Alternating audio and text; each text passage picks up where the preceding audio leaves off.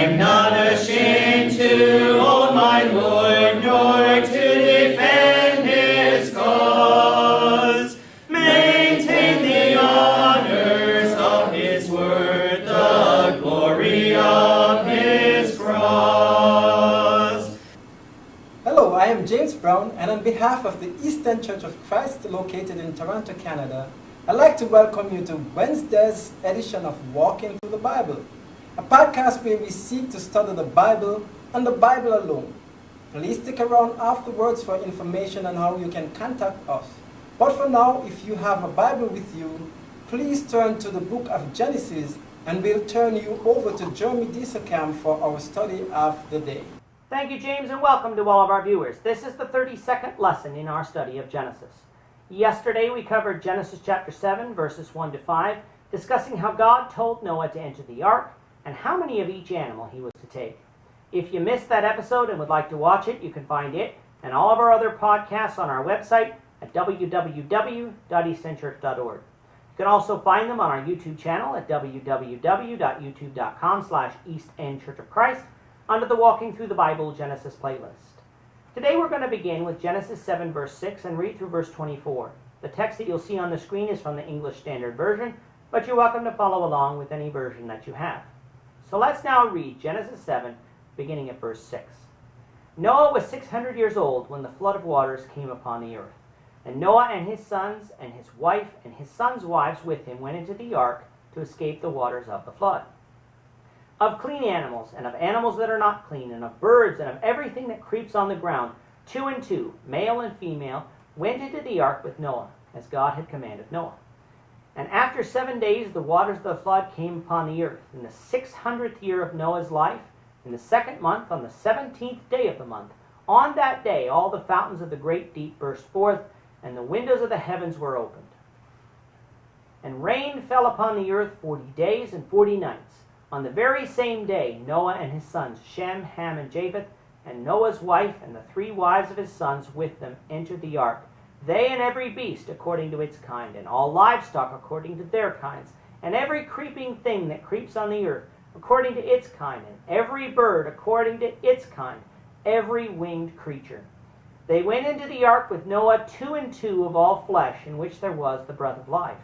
And those that entered, male and female of all flesh, went in as God had commanded him. And the Lord shut him in. The flood continued 40 days on the earth. The waters increased and bore up the ark, and it rose high above the earth. The waters prevailed and increased greatly on the earth, and the ark floated on the face of the waters. And the waters prevailed so mightily on the earth that all the high mountains under the whole heavens were covered. The waters prevailed above the mountains, covering them 15 cubits deep. And all flesh died that moved on the earth, birds, livestock, beasts, all swarming creatures that swarm on the earth, and all mankind. Everything on the dry land in whose nostrils was the breath of life died. He blotted out every living thing that was on the face of the ground, man and animals, and creeping things, and birds of the heavens. They were blotted out from the earth. Only Noah was left, and those who were with him in the ark. And the waters prevailed on the earth 150 days. We read this many verses because we've discussed so much of what they contain already. Noah was 600 years old when he entered the ark with his family. He took with him males and females of every kind of clean animal and unclean animal. After the week God gave Noah the command to go into the ark, the floods came. Where did the water come from? We read that the fountains of the deep were opened, so more water was added to our oceans, causing the oceans to flood the land. The windows of the heaven were also opened, and it rained for 40 days and 40 nights. The Lord can create clouds and rain as he will, so causing it to rain for this long is no problem for God.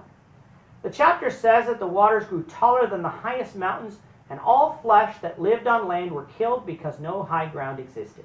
This tells us that this was a worldwide flood, not a localized flood, as some contend that it was. But knowing that this was a worldwide flood would also help explain something else. Why we have so many fossils. The fact that the floodwaters provided such ideal conditions for fossilization, namely a quick burial in mineral-rich waters that kept organisms from normal decay, would certainly provide a reasonable explanation as to why there are so many fossils found in many places all over the globe. Are these the only explanations? No, but this is a major one. Only Noah and his family and all the animals in the ark survived. It rained for 40 days and 40 nights. But the waters didn't start receding for 150 days, for about 5 months. God's judgment for sin came swift, and a reminder to us that God's final judgment of this earth will come just as swift.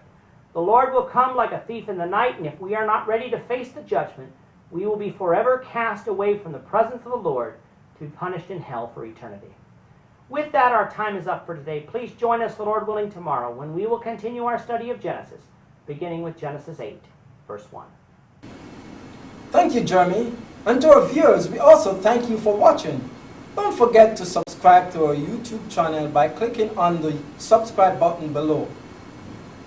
Should you have any questions or comments, please leave a comment below or email us at answerintheword@gmail.com. We'll try to respond to you as quickly as we can. We hope you'll join us, the Lord willing, tomorrow when we'll be continuing our study of the book of Genesis. Goodbye for now and have a great day. I'm not ashamed to